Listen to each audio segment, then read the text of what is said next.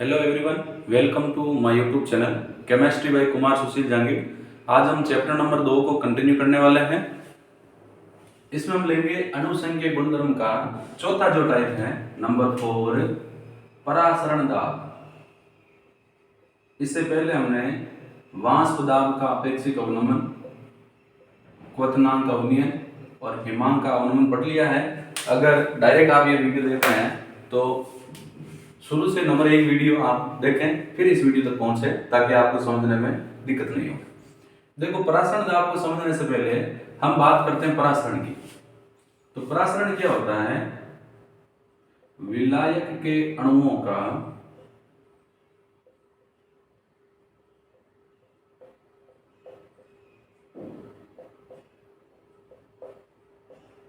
कम सांद्रता से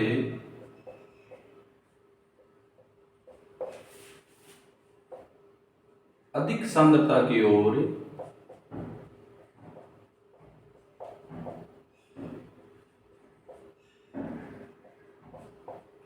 अर्धपारगम्य झिल्ली द्वारा प्रवाह।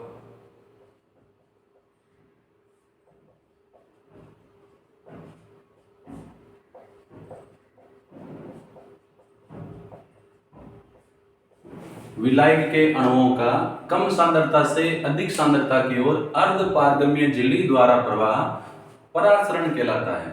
ये अर्धपारगम्य झिल्ली क्या होती है?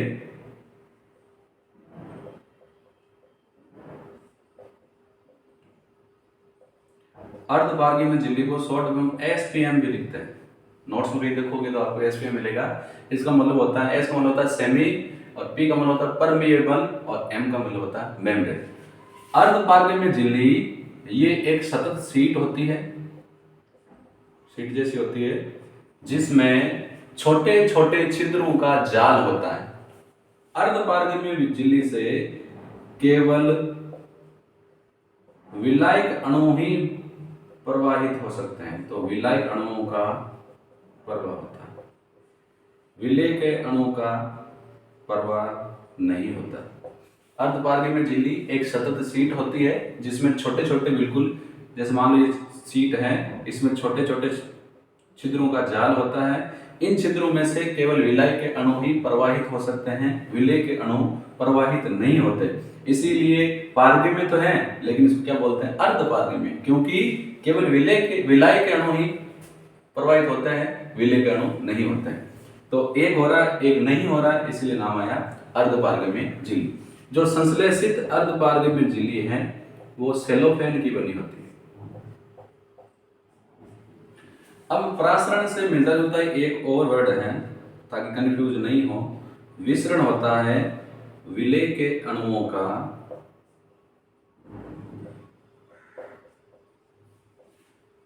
अधिक सांद्रता से कम सांद्रता की ओर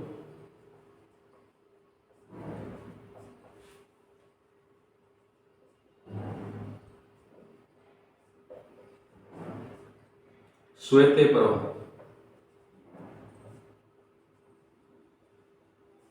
तो विलेय के अणु का अधिक सांद्रता से कम सांद्रता की ओर श्वेत प्रवाह विसरण है, लेकिन परासरण में विलाय के अणुओं का कम सांद्रता से अधिक सांद्रता की ओर अर्धपारगम्य झिल्ली द्वारा प्रवाह परासरण कहलाता है। कंफ्यूज नहीं होना कि कम से अधिक की ओर कैसे जाएगा, क्योंकि परासरण में होता ही है अर्धपारगम्य झिल्ली से कम सांद्रता से अधिक सांद्रता की ओर विलाय के अणुओं का प्रवाह होता है। अब परासरण दाब पर आते हैं।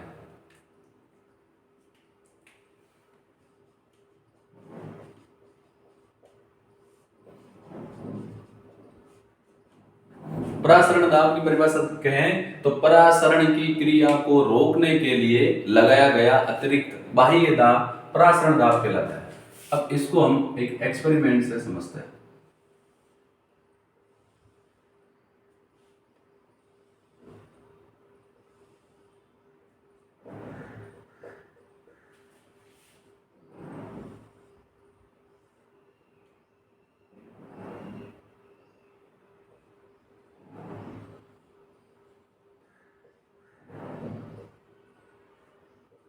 ये मैंने पिस्टन लगा दी है, पिस्टन P2 मान लो, इसको मान लो P1। इस तरफ क्या है? विलयन, और इस तरफ क्या है? विलायक। अब विलयन मान लो, यूरिया का विलयन मान लो, ये बीच में जो हमने लगाई है ये क्या है, SPM यानी अर्धपारगम्य में झिल्ली। अब क्या होगा, परासरण के कारण इस तरफ विलयन है तो इस तरफ सांद्रता अधिक है। जैसे मान लो यूरिया का विलयन है तो इसमें विलय घुला हुआ है तो सांद्रता अधिक है, इस तरफ क्या है, सांद्रता कम। तो विलय के अणु कम सांद्रता से अधिक सांद्रता की ओर यानी विलयन की ओर परासरण के कारण अर्धपारगम्य झिल्ली द्वारा प्रवाहित होते हैं। तो विलय के अणु अर्धपारगम्य झिल्ली द्वारा विलयन की ओर प्रवाहित होते हैं क्योंकि यहाँ सांद्रता कम है और यहाँ सांद्रता अधिक है। जब विलय के अणु अर्धपारगम्य झिल्ली द्वारा विलयन की ओर प्रवाहित होते हैं तो विलयन की ओर, क्योंकि अब आयतन बढ़ रहा है तो ये जो पिस्टन है ये ऊपर उठता है। अब पिस्टन पर लगाया गया अतिरिक्त बाह्य दाब जो परासरण की क्रिया को रोक दे उसको हम क्या बोलेंगे, परासरण दाब। या ऐसे समझ सकते हैं कि विलय के अणु विलयन की ओर पारगमन कर रहे हैं, परिणाम स्वरूप पिस्टन P2 ऊपर उठता है। विलय के और अधिक अणुओं को विलयन की ओर जाने से रोकने के लिए पिस्टन P2 पर लगाया गया बाह्य दाब परासरण दाब कहलाता है। हम क्या कर रहे हैं, विलय के और अधिक अणुओं को विलयन की ओर जाने से रोक रहे हैं। तो हम किसको रोक रहे हैं, परासरण को रोक लें। तो विलय के अणुओं को और अधिक विलयन की ओर जाने से रोकने के लिए पिस्टन P2 पर लगाया गया बाह्य दाब क्या कहलाता है, परासरण दाब। अर्थात परासरण की क्रिया को रोकने के लिए परासरण दाब क्या हो जाता है, परासरण की क्रिया को रोकने के लिए लगाया गया अतिरिक्त बाह्य दाब। इतना बाह्य दाब लगाएंगे परासरण की क्रिया रुक जाए, उसी को हम क्या बोलेंगे, परासरण दाब। एक और एक्सपेरिमेंट करते हैं। हमने एक कीप ले लिया है, सेल कीप बोल सकते हैं इसको। इसके यहाँ जो खुला सिरा वहां हमने लगा दिए हैं अर्धपारगम्य झिल्ली। इसमें पाठ्यांक होता है, इसको हमने एक बीकर में रख दिया। मान लो इसमें जो लेवल है वो यहां तक है और बाहर भी हमने बराबर रखा है।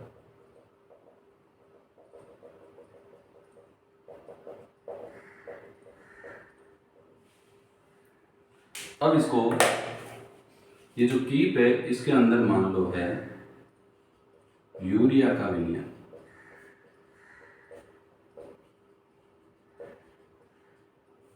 और ये हमने जो भरा है ये क्या है, जल,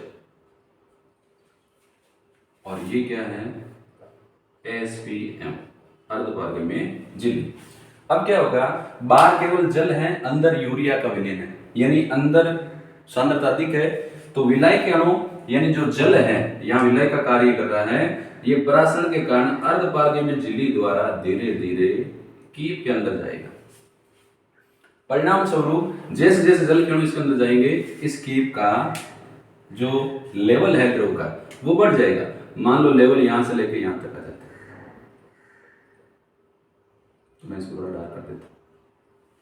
तो यूरिया के विलयन से भरे किसेल कीप को पानी से भरे पात्र में रखने पर परासरण के कारण जल यूरिया में भरे विलयन यानी थिसेल कीप की ओर जाता है, क्योंकि बाहर परासरण दाब कम है, सांद्रता कम है, अंदर सांद्रता अधिक है। तो जल के अणु धीरे धीरे अंदर की ओर प्रवेश करेंगे। परिणाम स्वरूप इसका जो लेवल है द्रव का वो पहले जो यहाँ था वो थोड़ा सा बढ़ जाएगा, क्योंकि जल के अणु जैसे जैसे अंदर जाएंगे आयतन बढ़ेगा तो लेवल भी ऊपर हो जाएगा।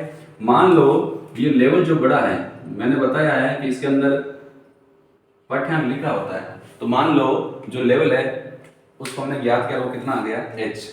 तो परासरण दाब क्या हो जाएगा, परासरण दाब पाई बराबर हो जाएगा HDG के बराबर। H क्या है, द्रव की ऊंचाई जो उसने तय की है, D क्या है उसका घनत्व, और G क्या है गुरुत्वीय त्वरण। इस समीकरण में मान रखकर हम परासरण दाब का मान ज्ञात कर सकते हैं।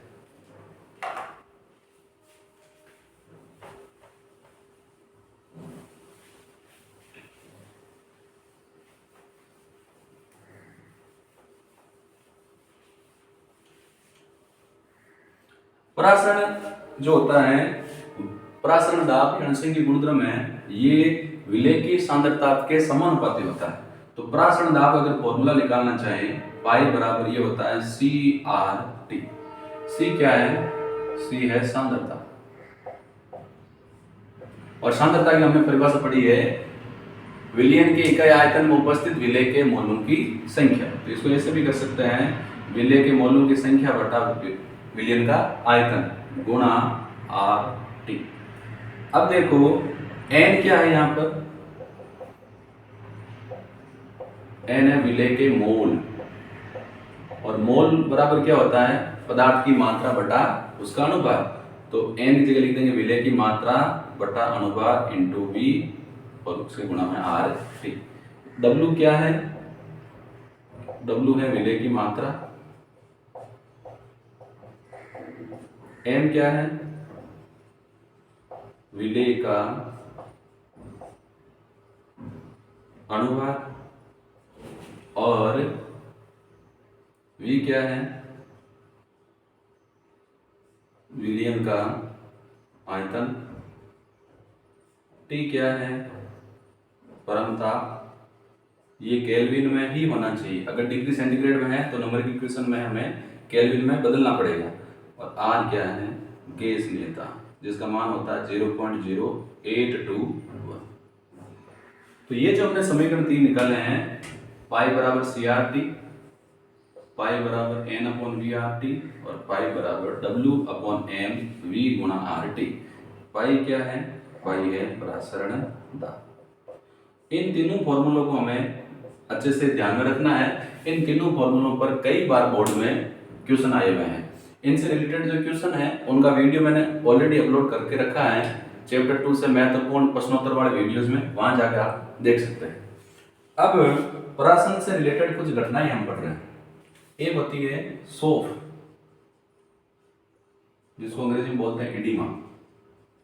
ये क्या होता है? अधिक नमक सेवन करने वाले व्यक्तियों के, अधिक नमक सेवन करने वाले व्यक्तियों के अंत्य कोशिकाओं में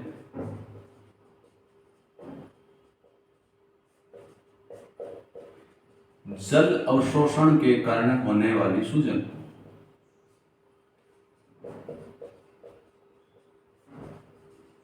जो व्यक्ति अधिक नमक का सेवन करते हैं, उनकी अंत्य कोशिकाओं में या उत्तक कोशिकाओं में जल अवशोषण के कारण होने वाली सूजन को हम क्या बोलते हैं? शोफ। अब देखो, एक आता कच्चा आम, जिसको लोकल भाषा में कई लोग केरी भी बोलते हैं। अगर कच्चे आम पर हम नमक लगाकर छोड़ दें तो क्या होगा? थोड़ी देर के बाद, कुछ घंटों के बाद, जो कच्चा आम है वो सिकुड़ जाएगा। क्यों? क्योंकि यहाँ बाह्य परासरण हो जाएगा, और बाह्य परासरण के कारण कच्चे आम के अंदर का जो जल है वो बाहर निकल जाएगा। ऐसे ही मांस यानी मीट को खराब होने से बचाने के लिए उस पर नमक लगाकर रखते हैं, क्योंकि जब बैक्टीरिया नमक लगे हुए मांस के संपर्क में आता है तो बाह्य परासरण के कारण बैक्टीरिया की बॉडी का पानी बाहर आ जाएगा और वो मर जाएगा। मांस लंबे समय तक खराब नहीं होगा। अब हम बात करते हैं समपरासरी विलयन। ऐसे विलयन जिनका परासरण दाब बराबर हो। तो मान लो एक विलयन का परासरण पाई 1 है, दूसरे का पाई 2 है, तो इन दोनों के क्या हो जाएंगे? परासरण दाब बराबर।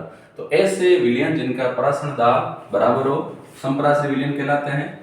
अब पाई की जगह हम ऐसे भी लिखते हैं C1 बराबर C2, क्योंकि RT तो क्या है? कांस्टेंट है। या इसकी जगह हम ये भी लिख सकते हैं N1/V1 बराबर N2/V2।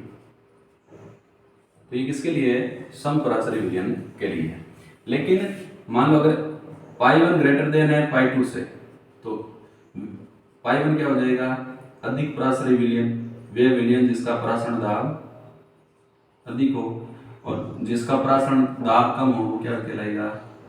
कम परासरी विलयन। कम बोल सकते हैं, अल्प बोल सकते हैं। तो वे विलयन जिनके परासरण दाब समान हो, समपराश्रयी विलयन कहलाते हैं, और वे विलयन जिसका परासरण दाब अधिक हो अधिक पराश्रयी, और जिसका परासरण दाब कम हो वो कम पराश्रयी विलयन कहलाता है। अब हम बात कर रहे हैं प्रतिलोम परासरण की। ये जो टॉपिक है इस पर बोर्ड में कई बार क्वेश्चन रिपीट हुए हैं। अभी बोर्ड परीक्षा 2023 में भी प्रतिलोम परासरण का क्वेश्चन आया है, तो हम बात कर रहे हैं प्रतिलोम परासरण।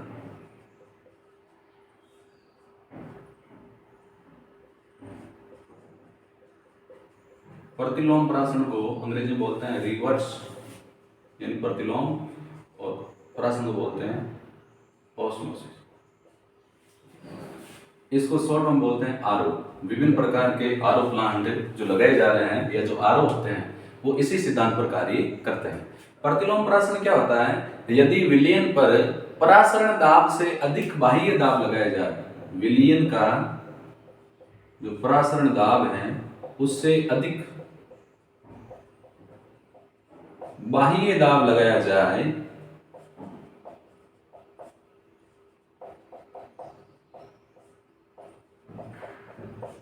तो परासरण की क्रिया विपरीत हो जाती है, अर्थात विलायक पहले कम से अधिक की ओर जा रहा था, अब अधिक सांद्रता से कम सांद्रता की ओर जाएगा। ध्यान से सुने, यदि विलयन पर परासरण दाब से अधिक बाह्य दाब लगाया जाए तो परासरण की क्रिया विपरीत हो जाती है। अब विलायक के अणु अधिक सांद्रता से कम सांद्रता की ओर प्रवाहित होते हैं, अर्थात विलायक के अणु विलयन में से पारगमन करते हैं। इसको प्रतिलोम परासरण कहते हैं। देखो इसका डायग्राम कैसे बनेगा, डायग्राम की बात करें।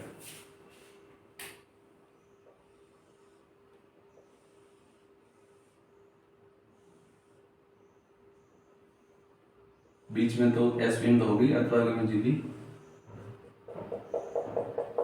इस तरफ हम लेते हैं समुद्री जल और इस तरफ शुद्ध जल ले लेते हैं। इस तरफ पानी को निकालने के लिए आउटलेट होता है और यहाँ पंप लगा होता है जिस